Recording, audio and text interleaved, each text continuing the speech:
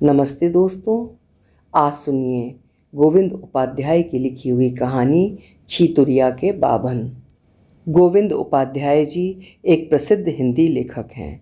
उनके लेखन में सामाजिक विषमताओं, विडंबनाओं और समस्याओं पर गहरा प्रकाश डाला जाता है।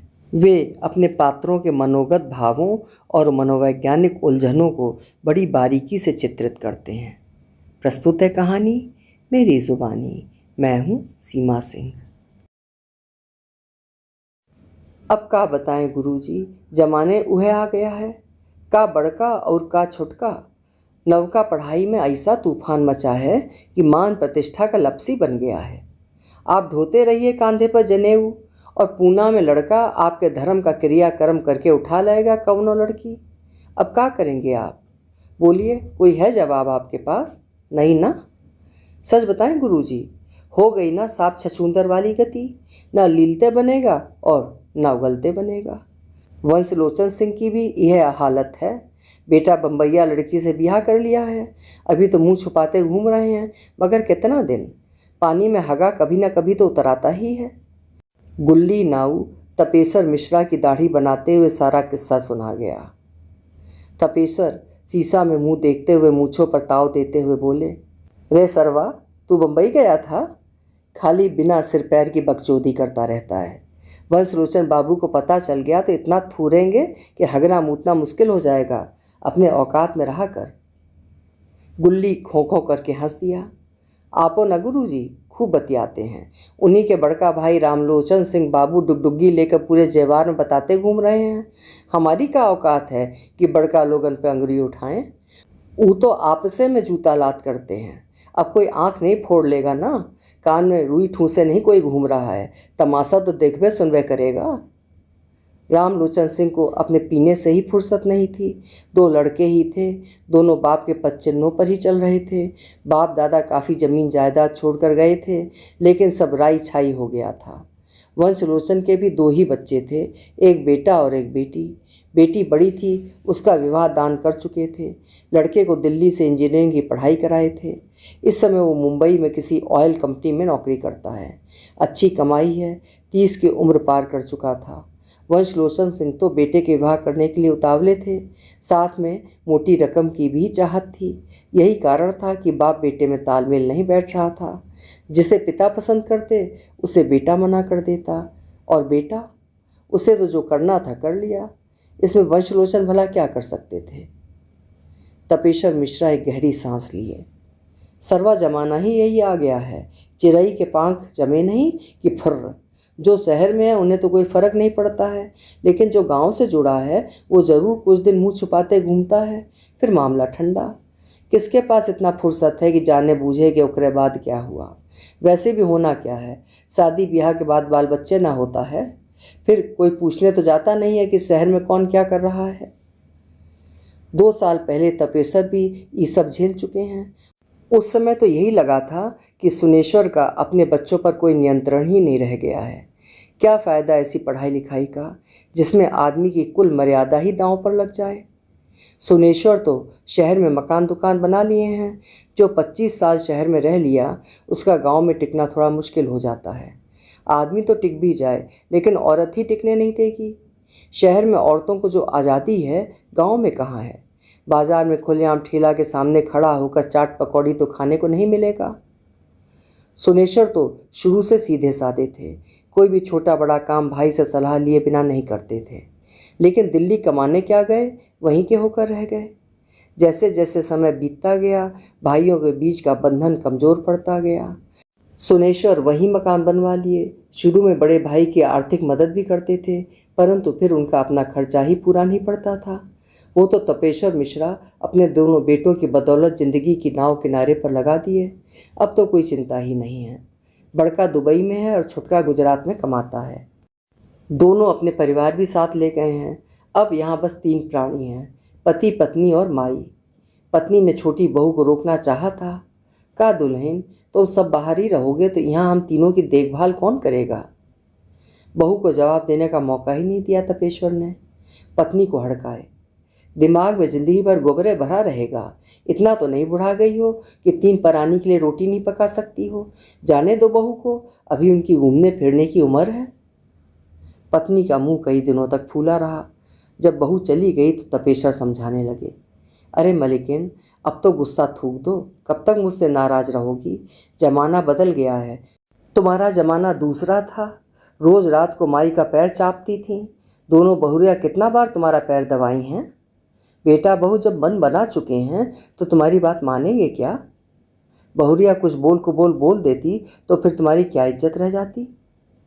सबसे बड़ा झटका तो तपेश्वर को तब लगा जब छोटे भाई ने फ़ोन पर सूचना दी, बड़का भैया, मिन्नी का विवाह फाइनल कर दिया हूँ, यहीं दिल्ली से ही करना है, बस आपका हामी हो जाती तो आगे का कार्यक्रम पक्का कर दिया जाता।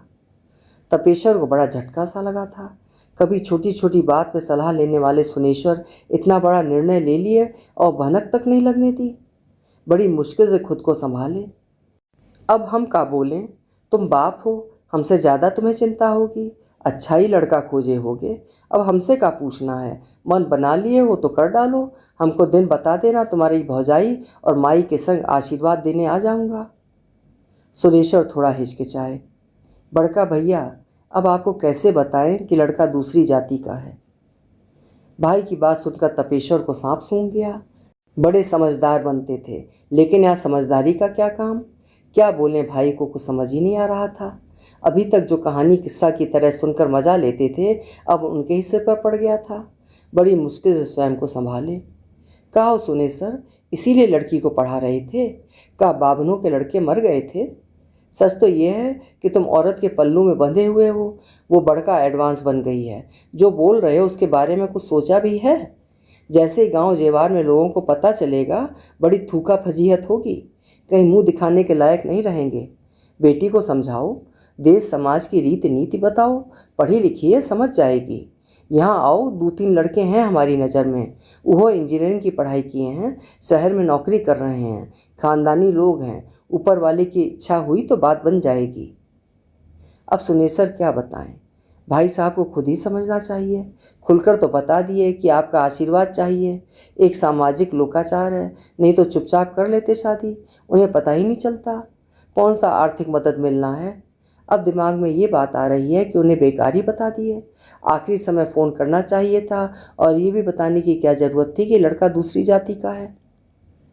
छोटे भाई की तरफ से कोई उत्तर ना पाकर तपेश्वर विचलित होने लगे और रक्तचाप बढ़ने लगा। कहो सुनेसर, कुछ बोल काहे नहीं रहे हो? मामला जितना तुम समझ रहे हो उससे ज़्यादा गंभीर है। अभी तो तुम्हारे कंट्रोल में है, यदि हाथ से निकल गया तो?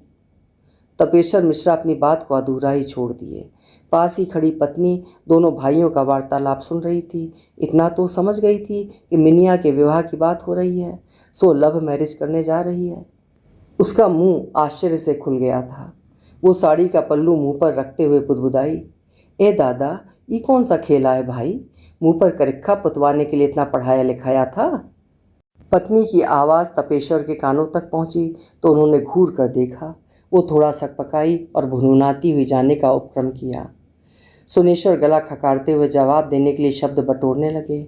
बड़ा हिम्मत करके बोले, बड़का भैया, हमको का आप बेवकूफ़ समझते हैं? आप जितना बता रहे हैं वो सब प्रयास कर चुके हैं। मिन्नी पर कोई असर ही नहीं हो रहा है। क्या करिएगा? 70,000 महीना कमाती है, मेरे ऊपर आश्रित थोड़े ही है। जब ठान ली है तो हमारी क्या सुनेगी? घर छोड़कर चली जाएगी तो हम क्या कर लेंगे? लड़का उसी के साथ काम करता है, 4 साल से जान पहचान है, आसाम का रहने वाला है। लड़के के परिवार वालों को कोई आपत्ति नहीं है। निम्मी की अम्मा भी उसी के पक्ष में है। बोल रही थी कि गांव जीवार में इतना काबिल लड़का खोजने निकलेंगे तो बिका जाइएगा। बबनौटी लेके चाटना है क्या? तपेश्वर की पत्नी जाते जाते रुक गई। मोबाइल की बात तो नहीं सुनाई दे रहा था, लेकिन पति के चेहरे के भावों से उसने अनुमान लगा लिया था कि सब हाथ पैर पटक कर अपनी भड़ास निकाल रहे हैं। होगा वही जो निम्मी चाहेगी या फिर उसकी महतारी। तपेश्वर भी आखिरकार हथियार डाल ही दिए। ठीक है भाई, जो तुम उचित समझो करो। सब कुछ तो तय कर चुके हो, दिन तारीख बता देना, हम सब पहुंच जाएंगे। नाते रिश्तेदार, गांव समाज, सब कुछ छोड़ा जा सकता है, लेकिन भाई को कैसे छोड़ सकता हूं? अब तपेश्वर मिश्रा की तरफ पत्नी की उत्सुक निगाहें गड़ी थीं।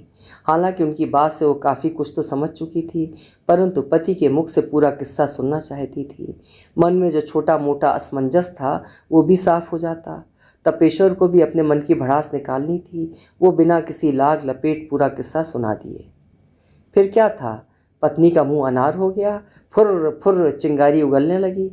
हम तो ये सब पहले से ही जानते थे। अरे बड़का खिलाड़ी है निमिया की महतारी, सारा बीज उसी का बोया हुआ होगा, बहुत एडवांस बनती है। वो का कहावत है, निकले के जगहिए नहीं और लीलने को बेल। पहले से ही कहती थी कि हमारी लड़की किसी दलिद्दर घर नहीं जाएगी, कोई राजकुमार ही ले जाएगा। बेटी को मछली पकड़ने वाले चारे की तरह कटिया में फंसाकर रईस घर के लड़कों को फंसाती रहती थी। उसी में से एक ठो फंस गया होगा। शरीर तो उसका भैंसा जैसा था, अकल से भी भैंसी ही है। तपेश्वर का दिमाग तो भाई की बात सुनकर ऐसे ही गर्म हो चुका था। अब पत्नी की बकवास आग में घी का काम कर रही थी। वे अच्छी तरह समझ रहे थे कि पत्नी को अपनी भड़ास निकालने का मौका मिला है। इसके मौके को हाथ से जाने नहीं देगी। पत्नी की इस कुंठा को भला तपेश्वर से ज़्यादा कौन जानता था। कस्बे की लड़की भुच्च गांव में आ गई और सुनेश्वर की औरत जो पिछड़े गांव की थी, दिल्ली जैसे शहर में मौज मार रही थी। सारी जिंदगी इसी फोड़े को पत्नी सहलाती रही है। जब भी मौका मिलता अंदर का मवाद टपक कर बाहर आ जाता। शाम तक ये खबर दोनों बेटे और उनकी पत्नियों तक चली गई। जाहिर है उनकी पत्नी ने ही उन्हें बताया था। बहुओं के पास से उनके मायके तक बात पहुंचने में भला कितना समय लगता है। बात जंगल की आग की तरह फैल रही थी। आश्चर्य तो तब हुआ, सुनेश्वर की दोनों बहनों में से शैलजा का फ़ोन आ गया। अरे बड़का भैया, ईका गजब कर दिए सुनेश्वर, हमें तो विश्वास ही नहीं हो रहा है कि मिनिया इस तरह से सबके मुंह पर करिखा पुतवाएगी। तपेश्वर चुपचाप सुनते रहे। उनके पास सुनने के अतिरिक्त बचा ही क्या था। बड़े बेटे ने अति उत्साह दिखाते हुए बुआओं को भी विवाह की सूचना दे दी थी। तपेश्वर से छोटी दुर्गा थी और उसके बाद शैलजा। सुनेश्वर सबसे छोटे थे। दुर्गा सुनकर भूल भी गई होगी, लेकिन शैलजा का पाचन थोड़ा कमज़ोर था। यही कारण था कि उनके बड़े बेटे की कही बात को अपने विचारों के साथ उगल कर हल्की हो रही थी। अभी कुछ साल पहले इसके लड़के ने भी एक बड़ा कांड कर दिया था। लड़के के पास ना तो कोई पढ़ाई लिखाई थी और ना ही कोई काम धंधा ही था। लड़के की शादी की उम्र पार होने लगी थी। शैलजा को तो अपना लड़का हीरा ही लगता था। उसे बहू भी टॉप क्लास चाहिए थी और दहेज में मोटी रकम भी। तपेश्वर मिश्र भी एक दो लोगों को ले गए। शैलजा नाक पर मक्खी नहीं बैठने दी। आपो ना बड़का भैया, किसी को भी पकड़ कर लिए चले आते हैं। हैसियत में 19-20 चलता है। किसी कंगरे की लड़की ले आएंगे तो हमारे साथ आपो का तौहीन होगा ना। एक दिन तो तपेश्वर हुड़क दिए। जमीन पर रहो शैलजा, उतने बोलो जितना शोभा दे।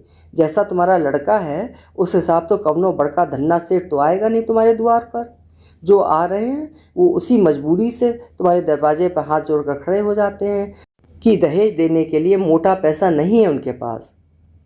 शैलजा को बड़े भाई की बात अच्छी नहीं लगी थी, लेकिन लिहाज करके कुछ बोली नहीं। साल भर तक बातचीत भी बंद जैसा ही था। शैलजा का लड़का विवाह के लिए लुलवाता फिर रहा था। किसी भी जवान लड़की को ऐसे देखता था जैसे कोई छोटा बच्चा मिठाई देखकर ललचाता है।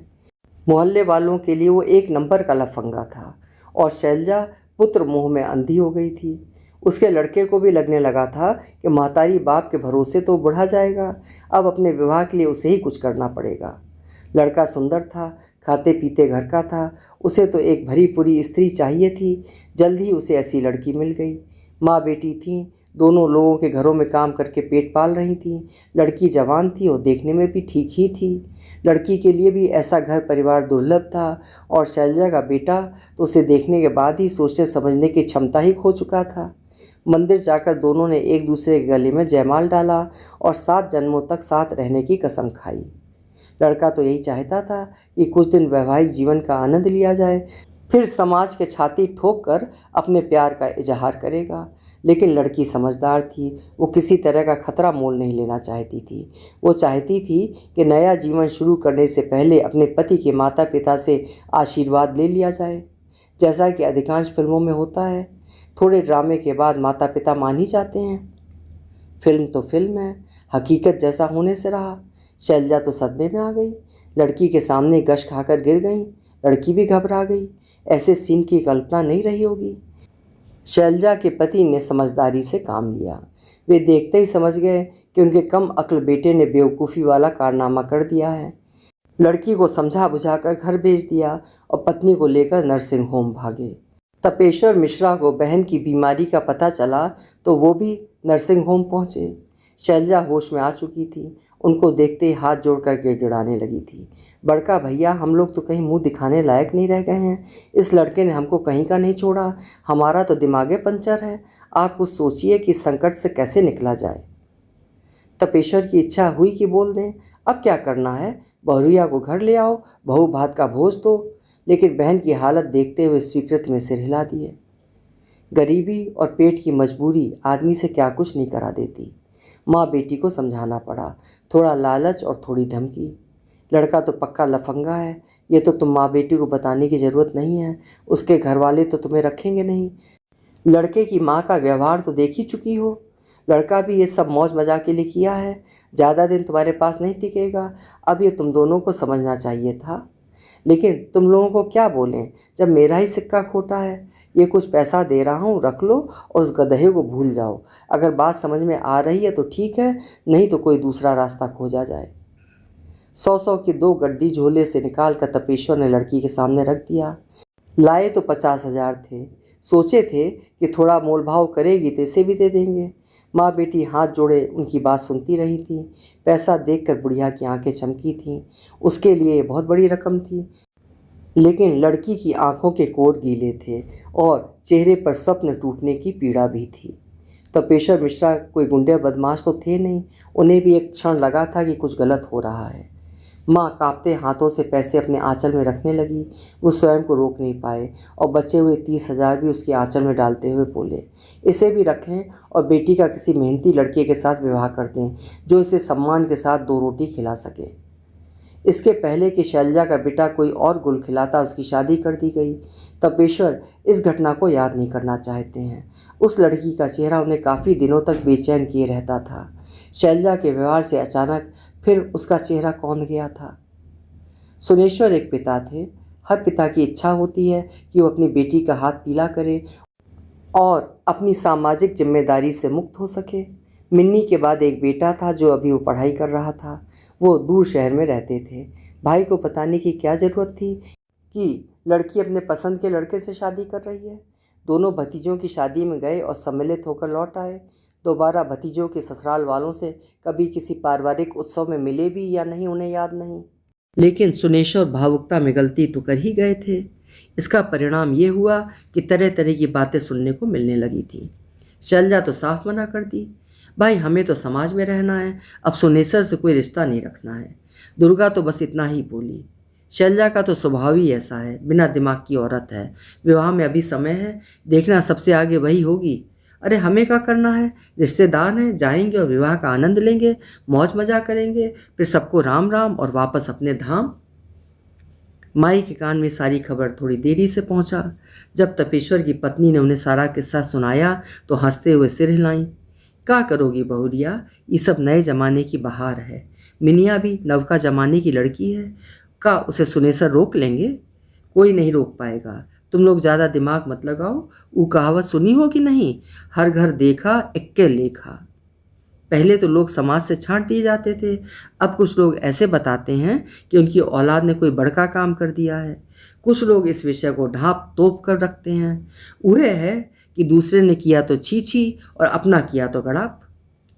जाने की व्यवस्था करो, एक आध जेवर बनवा लो, दूल्हा दुल्हन के लिए कुछ कपड़ा लत्ता खरीद लो, अपना बड़े भाई वाला फर्ज अदा करो। माई 75 पार कर चुकी थी।